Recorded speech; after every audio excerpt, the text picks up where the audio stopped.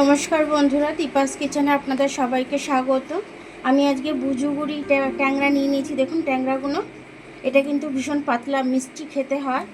এটা ভীষণ বেশি মশলা দিয়ে রান্না করে না, একদম পাতলা করে ঝোল করে, হালকা করে। তো আমি এটা হালকা করে ঝোলই করব। তো চলুন এটা আমি কিভাবে করি দেখে নিই। তার আগে আমি এটাকে নুন হলুদ মাখিয়ে নিই একটু। এটা নুন হলুদ মাখিয়ে নিচ্ছি একটু। বুজুগুড়ি ট্যাংরাগুলো অফ ক্যামেরায় ভাজতে দিয়ে দিয়েছি আমি। এগুলো কিন্তু খুব হালকা করে ভাজবো, কড়া করে ভাজবো না। কড়া করে ভাজলে মাছের টেস্টটা চলে যাবে, সে কারণে মাছটা খুব হালকা করে আমি ভেজে নেব। মাছগুলো আমার হালকা করে ভাজা হয়ে গেছে, এবার আমি তুলে নেবো এটাকে। তেলটা ঝরিয়ে তুলে নেব।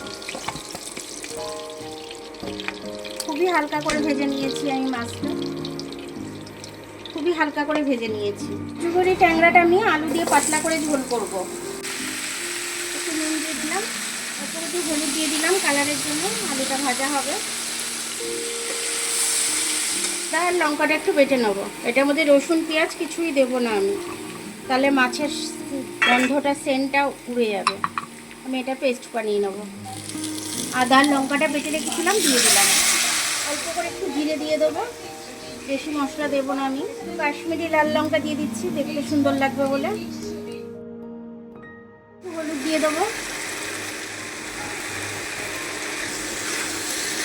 মশলাটা কষা হয়ে গেছে, আমি এবার জলটা ঢেলে দেবো। এরকমভাবে ফেলে দিচ্ছি, পরে আমি ঘেটে দেবো। একটু নুন দিয়ে দিলাম। ঝোলটা আমার হালকা হালকা ফুটছে, আমি এবার মাছটা দিয়ে দেবো। এবং দুটো রুই মাছের লেজা ছিল, এটাও দিয়ে দিলাম। বুজুগুড়ি ট্যাংরাগুলোও দিয়ে দিলাম।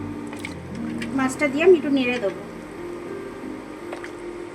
বেশি মশলা দিয়ে করলে এই মাছটা ভালো লাগে না, পাতলা পাতলা একটু ঝোল করলে খেতে খুব দারুণ লাগে, মিষ্টি মিষ্টি স্বাদ। চাপা দিয়ে দিলাম।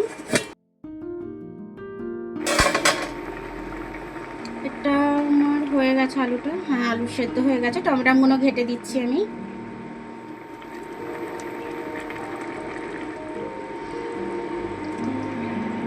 তরকারিটা এবার আমি ঢেলে নেব। দেখুন আমার বুজুরি ট্যাংরাটা রান্না হয়ে গেল খুব সুন্দরভাবে, আর খেতেও কিন্তু খুব টেস্টি হয়েছে। এরকমভাবে আপনারা করে খাবেন। এরকম ট্যাংরা আনলে পরে, বুজুরি ট্যাংরা এগুলোকে বলে বুজুরি ট্যাংরা। এই ট্যাংরাগুলোকে খুব মিষ্টি হয়।